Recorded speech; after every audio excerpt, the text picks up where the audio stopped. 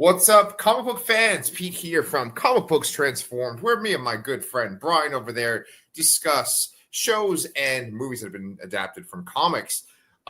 We are in the middle of episode of The Last of Us season 2, and now it's just going to be me asking Brian for about a half hour. Is this in the game? Is this in the game? So plot twist, but Pete, you don't have to do this whole podcast by yourself. What, you didn't see this episode? No, I did. I'm just making a joke that Pedro Pascal's not on the show anymore. Oh, yes. Well, I will go visit your grave and put my hand on it, and it's funny because like this episode, there's not so much to cover because there's so much just sort of reacting, and there's a lot of shots of people dealing with things and actually not even that much dialogue. Yeah. So the really comparing this to the game is interesting because a lot of stuff didn't happen in the game. Okay. The scene in the game, you go from the scene where Joel's killed to a cutaway to 3 months later, and that's it. There's most of the stuff that happens in this does not happen in the game, and then shortly after that, you're on your way to Seattle. So this covers maybe about 15 minutes. 10 minutes of gameplay in this episode. So there you go. Okay. Well, that's good because I actually kind of had some retroactive questions going back to the previous episode too.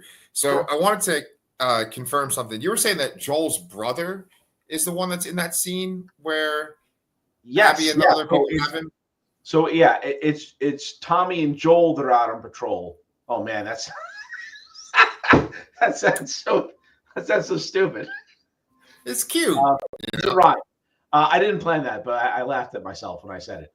Yes, they're the ones that are out there. They run into Abby, and that's when all that happens. Dina is not there. Dina is with Ellie, and they eventually run into Jesse, and then the three of them kind of get there at a similar. No, I guess Jesse and Dina get there after Ellie does because they split up. So in the episode here where Dina shows up and says, I know their names and all that, Tommy is the one that gives Ellie that information, but it's sort of done off panel. Like it's not shown because they have a conversation similar to the one where she brings the cookies. Like he shows up there. But the really big difference between the show and the game here is that Tommy goes after them on his own. He leaves on his own, leaves Ellie behind to go get justice. There is no discussion with like the town or anything like that. Maybe they do that and they don't say it. They don't show it for sure. But so Tommy goes out and then Maria. Oh, go ahead. No, you're kind of answering the question I was about to ask. Go ahead. Oh, sure. So Tommy goes out on his own, and Maria is the one that tells Ellie and Dina like, "Hey, he left there. This is a dumb idea, but I need you to go bring my husband home." So she helps them kind of escape, not Seth. Oh, okay. That's all really interesting. So in that game, you also play as Tommy too? Like I'm assuming you're Tommy when Joel gets killed, right? I don't remember if you ever play as Tommy. I don't think so. Okay. If you do it in a very brief period, I'm pretty sure that like other than playing as Joel for like 5 seconds in the intro, you only play as Ellie and Abby, I think. Okay. And so you're Ellie in that scene when Joel gets killed? Yes, yeah. Okay. All right. So you're talking about how there's things that are in this episode that are not. That would be really messed up if you play as Abby in the scene where you killed Joel. Believe me, I thought about that. That'd be kind of funny, I think, actually. Yeah, no, it would be like, I mean, it would be God, that would be so hard. That would be a better thing to do at like the end of a game. Like you have like a choice. Like you're going through this whole thing, you live the whole story, and you see their point of view, and you have the choice to either carry it out or not. Forgive or get revenge. That would be an awesome like game mechanic. Okay, well, speaking of game mechanics, that brings up a question that I had about the second game altogether, and I hope that your answer is not going to be too spoilery.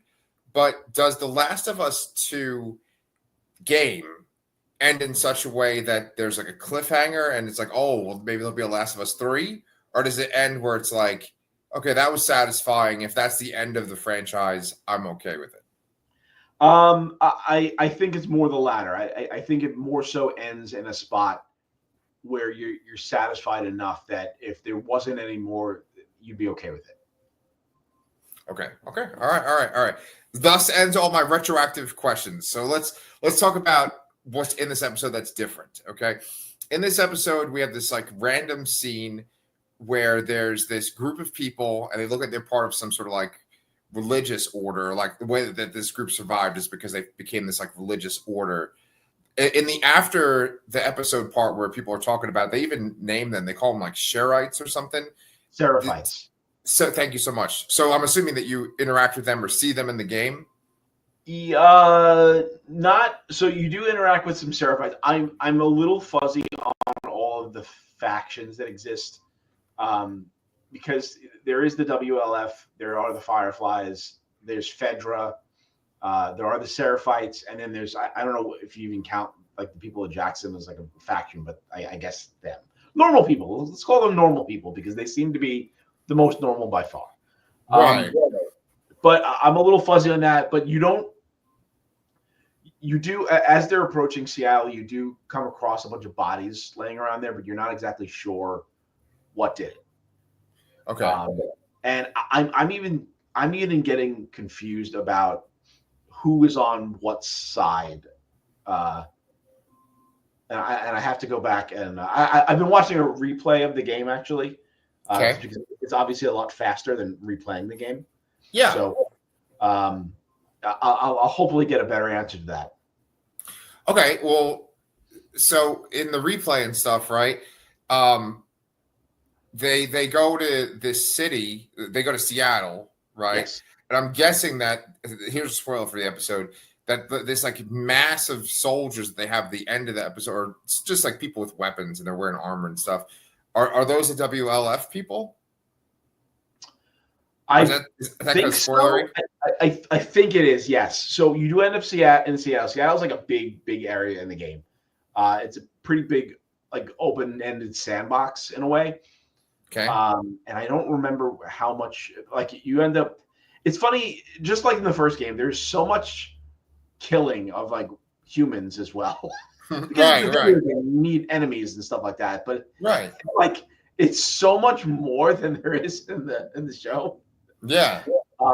So yeah, I don't remember exactly who is in Seattle, and I think it is the WLF ultimately.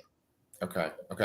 And just based on the commercials for next week's episode and then stuff we've seen for this season, looks like Jeffrey Wright might be their leader. I'm a big Jeffrey Wright fan. I don't know if you are, but he had a movie a couple of years ago that was nominated for like Best Picture. I believe it was called American Fiction. He was excellent in that. Yeah, I remember him from Westworld. I think that's kind of where he first really stood out to me. He was excellent on Westworld. He's in so many different genre things. He was in like the Hunger Games sequels. He's the voice of the Watcher in What If. He's Jim Gordon. Jesus Christ, that's right, in the Batman. Yeah. It's so weird because the Penguin was so big for us, and I love the Penguin, but I often forget about the Batman. Often. Yeah, I was kind of wondering why he wasn't in that. Yeah, in the Penguin, right? Yeah. I don't know. I mean, but that was so fucking good. That's the thing, man. That's the time that we're living in. Is that there's a show like this. There's a show like The Penguin. There's genre stuff. And the other thing we're going to record today, Andor, that are like set in these worlds that we know, but they're like so serious and like really like thought out. And it's not just like, oh, we have to have a battle. So like, let's just build up this tension. It's like you're thinking about practical things. Like there's one scene in this episode that I really love when Dina comes to talk to Ellie and she basically just like lists out the itinerary for what they need to go on this adventure, you know? Yeah. I love practical stuff. Like you and I are going to record a review of Andor after this. And that's one of the main reasons why I love Andor so much is because I love stories that are set in these fantastical worlds, but then it's like, oh, we just need to know how to like not die. And this is how we not die in this part, you know? Yeah. I would be terrified of having to live, survive. Yeah. How would that last? Yeah. Well, the world that they've created for this show is so scary. I think you were saying that in the last few reviews that idea of the network of the infected or whatever, where there's like those tendrils that go through the earth, that's Yeah. not really talked about in the game so much, I right? don't think so. I mean, there might be some points where like this, like these little things, little masses of spores that maybe can attract things, but like I don't feel like anything where they like went through those pipes and then like called like a whole shitload of infected there. I don't think that happened. Yeah. Well, I mean, this show, I don't even remember how many episodes there were in the first season, but now there's 3 in this season, and it's just like so good consistently. Like there hasn't been an episode where I'm like, okay, that was filler, or like I didn't really like that episode. And there's these sort of like these one-offs where they encounter like a different faction or a different group, like that kind of that cult in the previous season. Then there was that whole storyline where they're in that city and there's another faction that's like kind of, ruthless. It's just such a good show. And I know there'd be people that would watch this episode and be like, oh, it's just kind of filler. Because it does feel like there's this pattern of have some sort of intense action, some kind of like really stressful episode. Then there's like kind of like this peaceful kind of follow-up episode. Then there's like, okay, here comes the violence and the scariness again. Do you think there's a pattern like that? Yeah, but I think it's good that they give you that chance to kind of breathe. I don't know. I think that's one of the strengths of the show is that they give you these heavy emotional things and they give you some time to process it afterwards. That was in the little summary of the episode, the behind the scenes, that they said that they appreciated the medium of television for allowing them to do that, to show all these smaller moments that are not necessarily interesting to be played in a game. Right, exactly. So what were some of your favorite scenes that were not in the game? From this episode? Yes. Although I did appreciate the debate, the town hall meeting.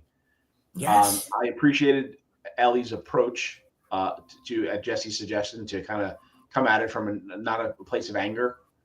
And I thought that was showing you a different side of the character, which I enjoyed. What else? That would probably be the one I stayed on the most. When she visits the grave, I would call out as well, but that actually does happen in the game. Although the grave is more so in the town area than far away from it in the show.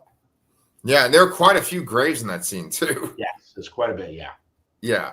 Well, see, okay, I actually really like that town hall meeting scene because it's one of those hypothetical situations you get when you have science fiction and fantasy, where you're putting yourself in the shoes of these people, these survivors, and you're thinking, okay, well, how would they handle this? Would they be seeking vengeance? Would they feel like we have to take action because if we don't, it's going to come back against us? And I think that Ellie's speech was really well done. I think Bella Ramsey did a great job in that scene. I was so impressed because I wasn't expecting her to hit those kind of points. What I was expecting was for her to like make this sort of speech, kind of maybe fumble a little bit, and then ultimately get shot down. She does get shot down, but I think that her argument that she makes is like very persuasive. Like I almost thought they were going to be like, here's 16 people, go on your mission. Yeah. And it was interesting to see. I was more so expecting her to do something like what Seth did, to be honest. Have that kind of emotional outburst. Yes. But she kept calm and collected, and that was good. Yes. Another scene I really liked too was when she first goes back to the house. But again, that's also in the game. That scene when she goes and touches the coat, all that, that was really well done. In terms of the town meeting, what would you have voted? If you want to council? Jesus Christ. I think, okay, that's a great question. I think that I would base it on my life experience. I think that if I had a lot of experience with like the infected and I felt like, oh, we got to like be cut off from them and be in this secure place, I wouldn't want to send people out if I could avoid it. However, if my experience was like dealing with ruthless humans, like scavengers and stuff, and I was thinking, oh, if we don't respond, we're going to get more people coming, then I would say let's send people out. So it'd be based on my experience in that world. Got it. So my thought process on it was that I with the knowledge that they just came there for Joel and then they left immediately after. Yeah. And we see that extra side because we're viewers here, obviously. And, you know, I would not retaliate. Right. Said that I wouldn't want to escalate to another potential war of you know, going back and forth and doing this constantly. And I think while we as viewers know a lot more of that perspective there, I think there's enough to gather from the fact that they just got him and ran and left and they didn't come back that I wouldn't want to escalate. And I actually would vote no, I think. But that wouldn't be a very interesting game now, would it? No. Yeah, it's just like that's the end. You know how like sometimes people do these like TikToks or Instagram reels or whatever, where like they'll go to do a movie, but then someone like just cuts it off, and then it says like Michael Bay, like it does that Lincoln Park. Yeah. That's just be like. Yeah, it's like they make the common sense choice, and there's no reason to have a movie anymore. Right, and then it's like directed by Michael Bay. What? Yeah. So no, that's what it'd be with this too. But so then Dina, I guess, is a big part of the game then. Yeah, Dina is your companion for a good chunk here now. And although Ellie was more so the one that was prepared with everything, not her. Okay. So I guess they're maybe giving her a little bit more purpose, I suppose. Because again, like she mentions that she loved Joel too, but I don't think they even interacted in the game at one point. And maybe it's obviously they could have interacted off screen, but I don't think they ever talked once in the game. So like that scene I think it's in the first episode of the season where she's talking to Joel and he's showing her how to like fix this one device. That's just purely for the show. Yep. Yeah. Okay. But see, that's so smart because it's basically showing like he has a relationship with her too, not just her and Ellie. Yeah, it's because I think there was in the game. It's more intentional that there's a relationship between Dina and Ellie, like a romantic relationship. Here, it's more so that they're kind of like best friends and they are kind of bonded with the same tragedy that they felt in a similar way. I mean, obviously, Ellie still was sort of his surrogate daughter, so it's a little different. But and I'm not saying they won't go that route with that romance there, but it was slightly different. Okay, so then another thing that must have been added for the show, I couldn't see this being in the game at all, is that scene with Catherine O'Hara. What's her character's name again? I'm sorry. I believe Gail.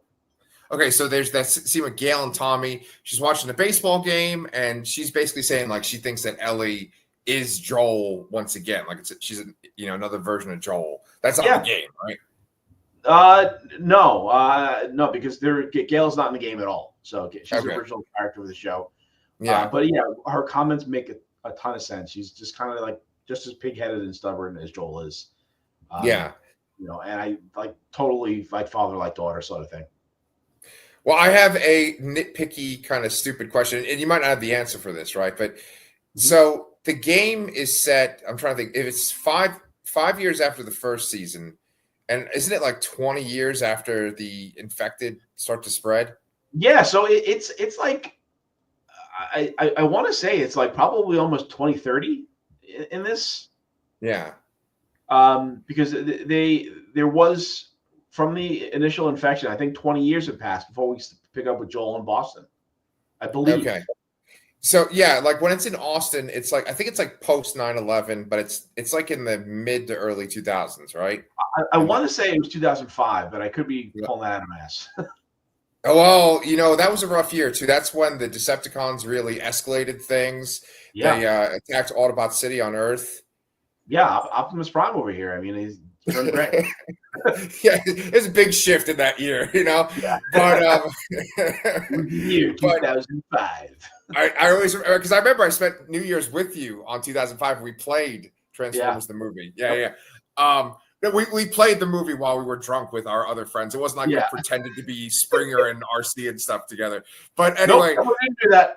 Yes, it's not an annual tradition for us. But anyway, what I was gonna say was with that, if society's been collapsed for like 20 something years or more, like wouldn't they not have beer? Like, doesn't beer go bad eventually? Yeah, that's a comment I have as well. I feel like everything looks new and nice and fresh, Yeah. and like I know that like gasoline would not work Right. anymore. It would degrade eventually.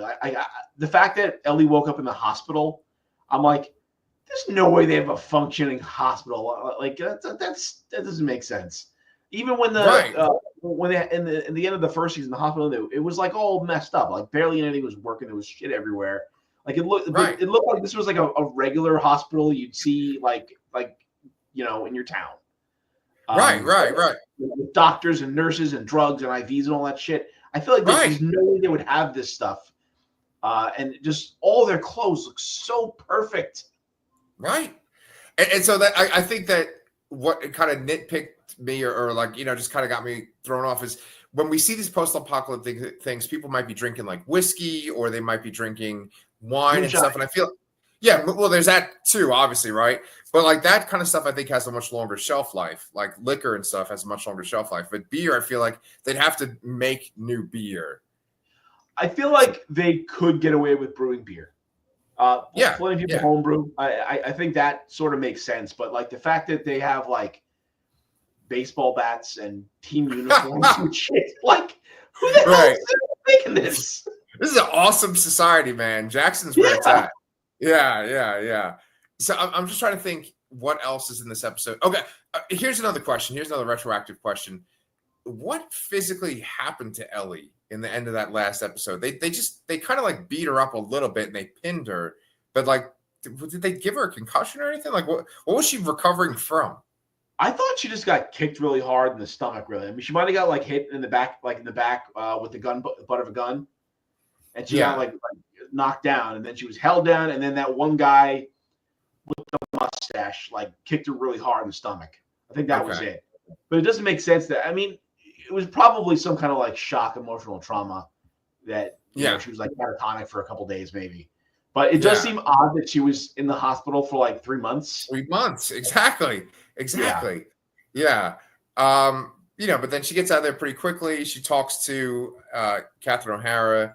And I like that Catherine O'Hara says she's a liar. And then Tommy says this one line of like, there's a difference between a person telling a lie and a liar. And I like that she makes that distinction. She says that she is a liar. I also like in that scene that she says, nurture only goes so far, like a lot of its nature. And I feel like so much of our fiction, so much of the conversations I have in like education, so much of it's like, oh, we have to be careful about what we do because of nurture. We have to be careful about how we raise people. But she's implying that like you are naturally who you are just by how you're born. Like, good. yeah, it was definitely an interesting line. I've never heard it. I've never heard it like that. It always seems to be portrayed as like a 50-50 thing in my mind, really. But it's never really said either way. But that was a definitely interesting line that probably holds some truth. Yeah, yeah. I mean, like if we look at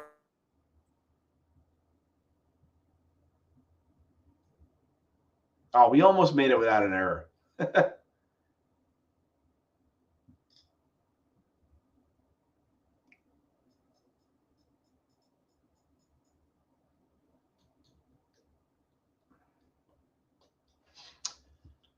All right, we'll be right back.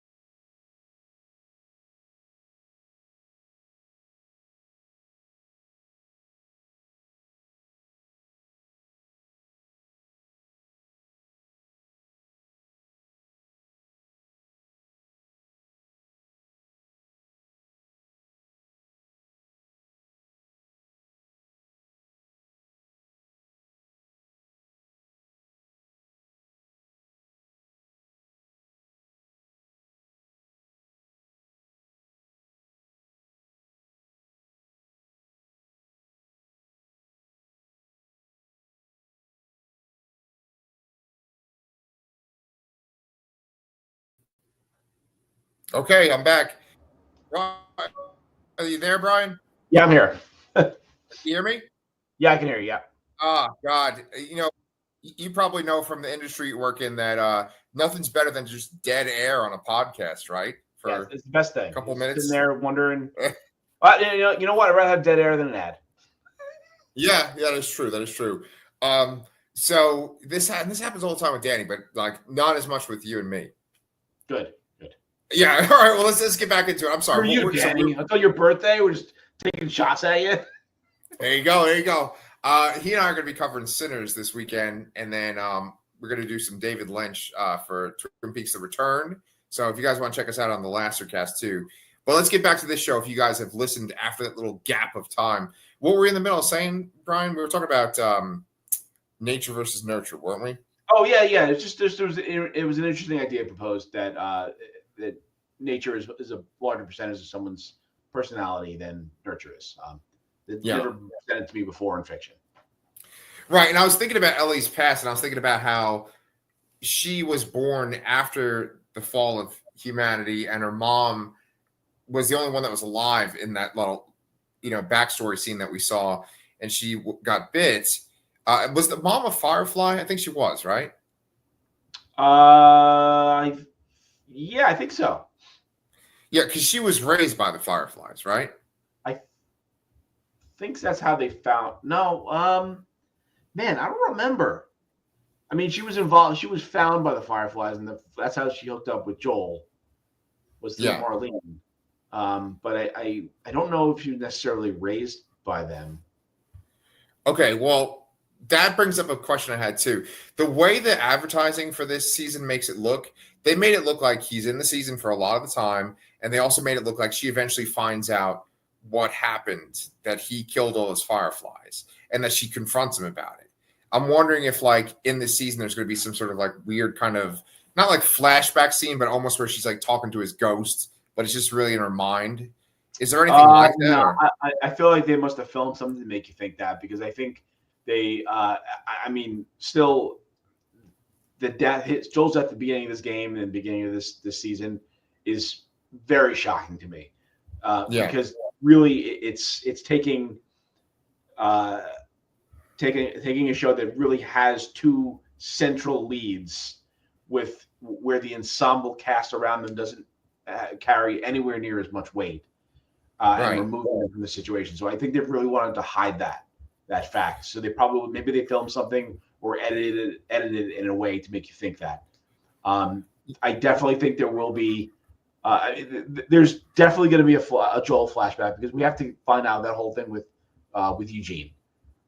So we will definitely see Joel again in this season, but and maybe there's some scene in there where there's some confrontation that could even lead into more of why they were sort of arguing at that time. Right before he died, because I don't think they give you much of that. So then in the game, there isn't a part where Joel reveals this information to Ellie. Like, she doesn't know prior to his death that he killed all the fireflies. No, she does not know. Okay. Yeah, there's some scene in the advertising for this season where she's like, why didn't you tell me, or you swore? And I don't think they didn't have that confrontation. Like, it wasn't between Joel and... Go ahead. Tommy knows this information. So it's possible that maybe that's the opposite end of that conversation. Yeah.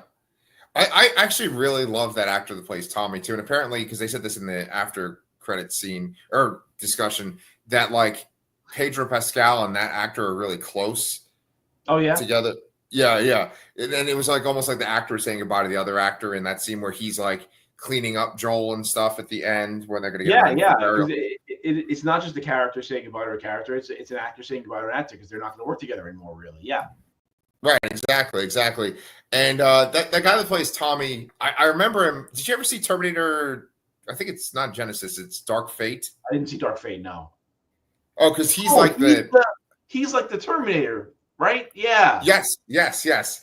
I think he's called Rev 9 for some reason. Like, it's not T1000 or anything like that, because they're not even from Skynet in Dark Fate. They're like a different thing now.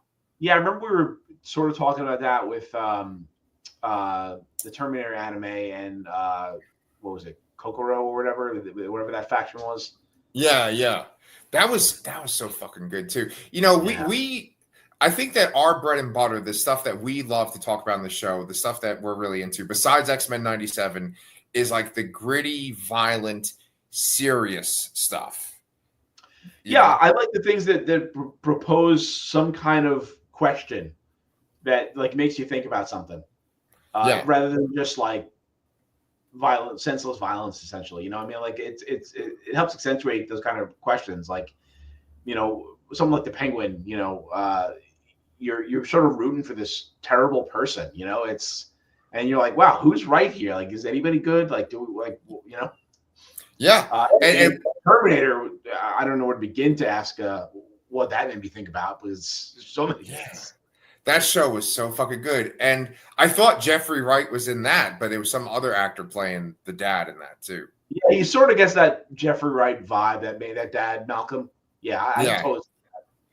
Yeah. And good news too, Brian, is that I heard that Thunderbolts is actually like very kind of serious and dark too, that it's not the way it's advertised, where it's almost like a Guardians of the Galaxy kind of goofy team. Yeah, from what I haven't heard much of a buzz about it, but I've seen from critics that they're enjoying it and they're saying it is like a return to form for people that have been have been wanting things more in the vein of Endgame and Infinity War. Yeah. Well, so I mean, next week we're kind of fucked. We have to record like 3 things because we have to do another Last of Us. We have to do 3 episodes of Andor and Thunderbolts. Yeah, if you want to, you know, take an extra day to maybe separate it to add Thunderbolts in there early or something like that, we can totally do that. Okay, let's do that too. Yeah. Was there anything else you wanted to say about this episode of The Last of Us? No, I'm good. Okay. Well, we took that. Like, I didn't think it was going to be a very lengthy discussion, but we made it a half hour or so with that little gap in there too, with our little technical difficulties. But no, I love watching the show. I'm so glad that you want to review this show with me, because this is one of my favorite shows it's on right now. Nice. Glad to like it. Yeah, man. All right, well then let's go pop out of this, and Brian and I are going to talk about Andor, season 2, episodes 4, 5, and 6. But if you want to see our Last of Us coverage, some more of it, please subscribe to Comic Books Transformed, and also follow us on OnlyFans, and we will see you guys